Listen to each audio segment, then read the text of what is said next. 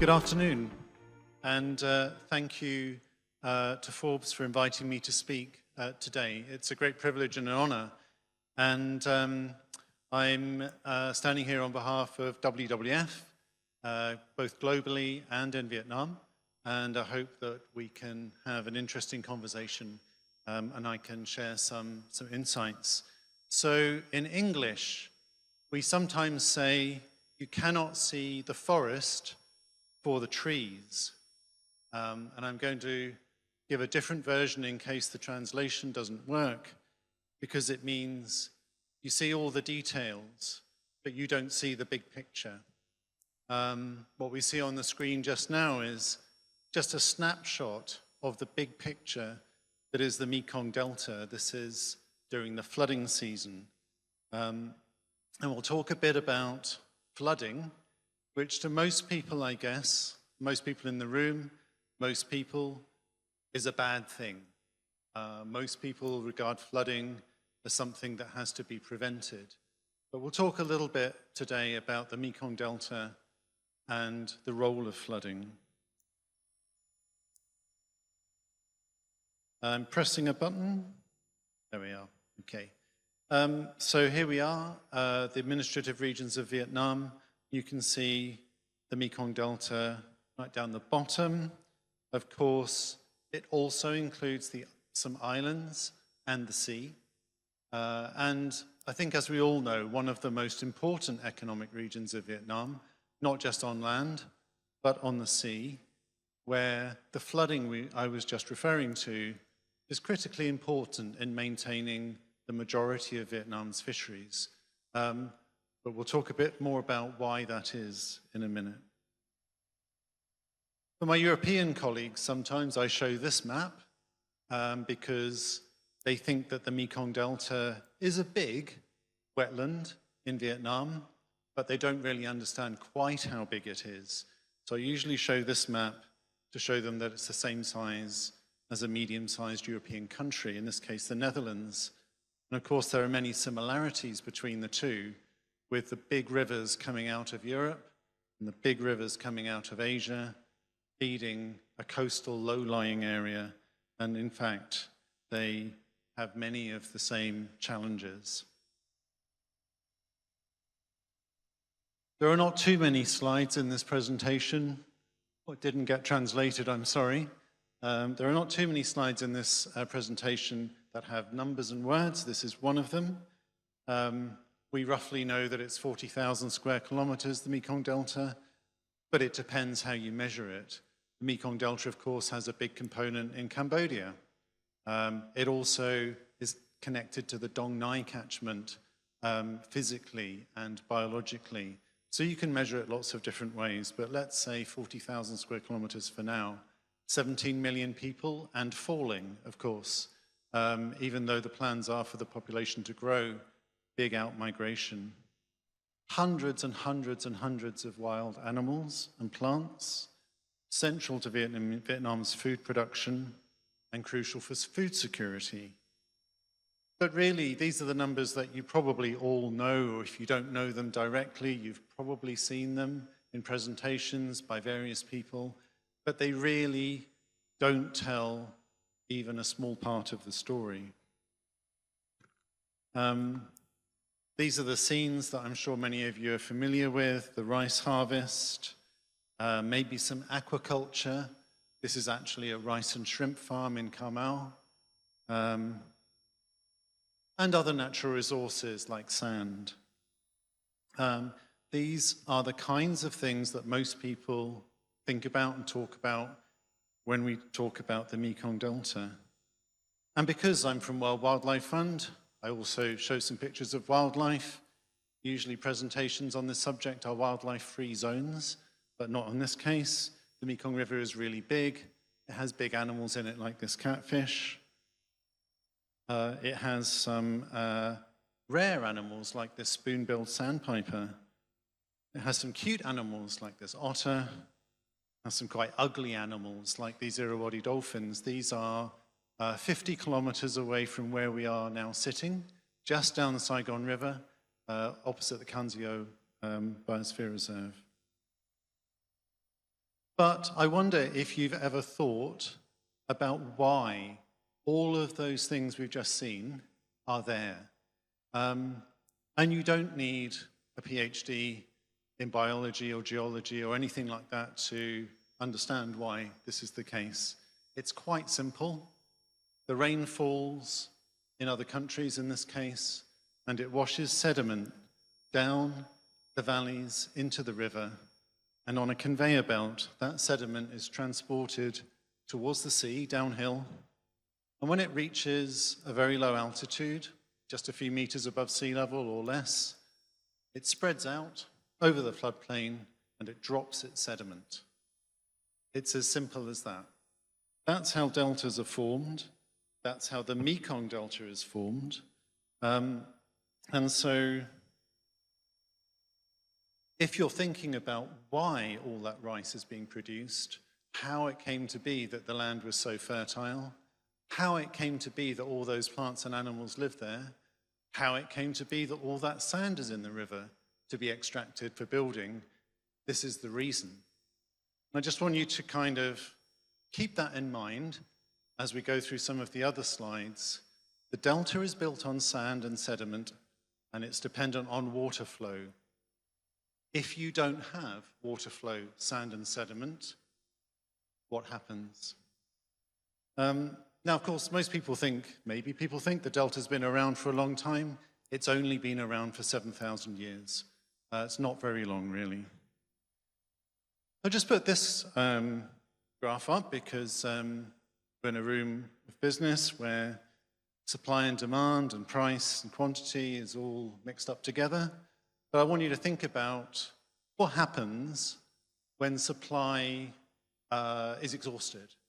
We have plenty of examples of that. The Grand Banks fisheries, forests in Philippines, the Tonle Sap fishery. What happens to price and supply, price and demand and equilibrium and quantity when supply disappears? So here's a figure. It's quite a high figure. And if I suggested to you, I don't need to suggest to you, this comes from an official publication of the Mekong River Commission, and that publication says that by 2040, so let's say about 15 years' time, the sediment in the Mekong River reaching the Mekong Delta will have decreased by this amount. 97%. That's essentially all of it. But remember the conveyor belt. How did the delta come into existence? What's maintaining the delta? That sediment. What happens if you take that sediment away? The delta starts to shrink and sink and decline, and eventually you have no delta. So that's what this is all about. Here's what happens. The water comes down the river. It spreads out over parts of the delta. It doesn't spread out as far as it used to because there are lots of dams and dikes now. But we can tell where it's going to go. But there really isn't enough of it to be doing the same job as it used to do 100 years ago or 200 years ago. So there are areas of erosion in red. There are still some areas of deposition in green on the coast. And there are still some areas inland where the water is reaching and flooding, but not that many, because we've cut off the river from its delta and we've started to grow 3 crops of rice. So in WWF, we think about some of the key threats. We can categorize them in this way. Upstream hydropower, which is why that water and sediment is not reaching the delta. Sand mining, which is how sand is being extracted. We saw it on that barge for building and construction and critically important to Vietnam's economy. Taking out of groundwater for farming or industry. We've heard several presenters this morning talk about the kinds of industries that use groundwater. Loss of habitat, most of it has already gone for farming, and of course climate change.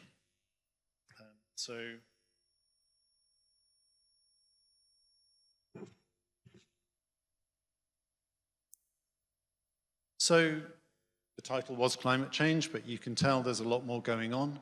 And in fact, the French development agency, Agence France Développement, published a report maybe a year or so ago where they said, climate change, it's important, and of course it is really important, especially in terms of impacts such as heat and drought and weather and sea level rise.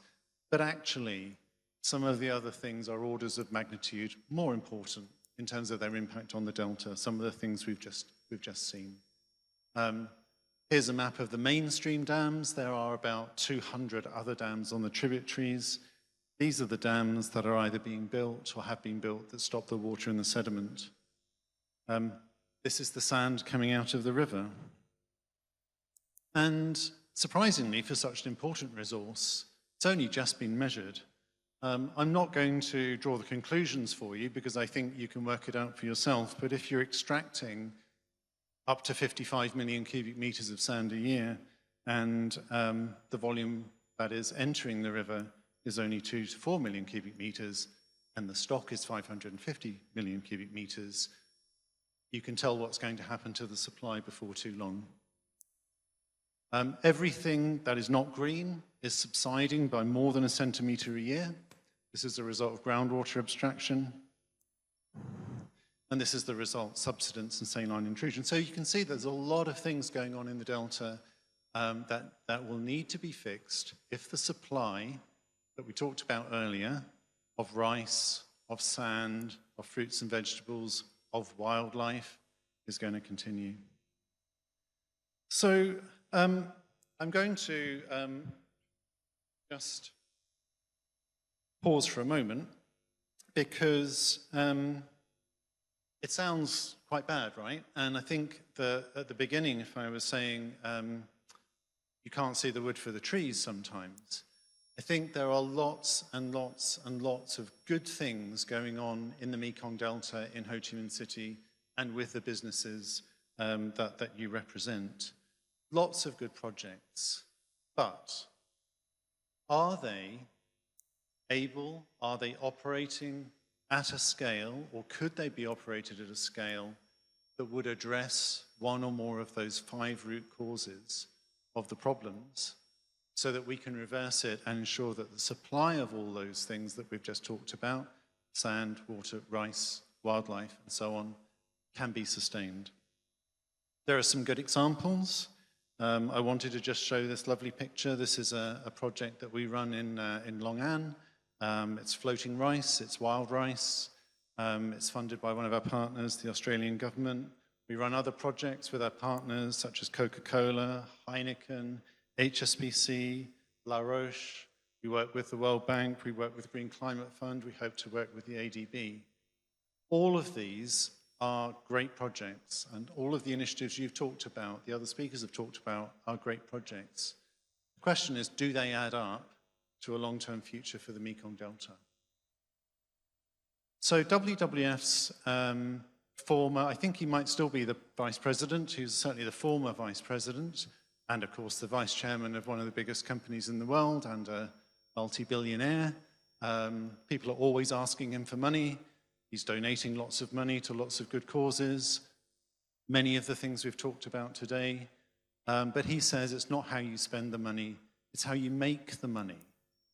You reduce your emissions per unit by 10%, but you double your production or you quadruple your production, you're still emitting more. If you set a sand budget and come up with some options for being more efficient with your use of sand, but you double your capacity, you're still using more sand, and so on and so on and so on. So the key question here for us is, how can we find a different development paradigm, one that has flooding, that has sediment, that doesn't use more sand than is in the river, that doesn't use more groundwater than prevents subsidence, and a future where we're within 1.5 degrees. How can we do all of those things together? And I'm going to end with a little example. If we had flooding, if we had sediment, if we had markets, you can produce products that are more sustainable, that are wildlife friendly, that result in floodwater being stored, that result in sediment building up soil quality and fertility. And so this is some of the things that we can think about to invest in, to build a market, to build products, to shift the development paradigm to the kinds of things that are shown on this slide that might lead to a more sustainable future. So that's just really a very, very brief snapshot. I hope I've given you a picture of the biggest issues that we face: a multi-country river, huge issues of hydro dams and sediment, and issues of subsidence and water. But at the other end of it, some projects which, although small, like this one, and some of the others I've mentioned, if scaled up, could show the pathway to a more sustainable future. I thank you for your attention.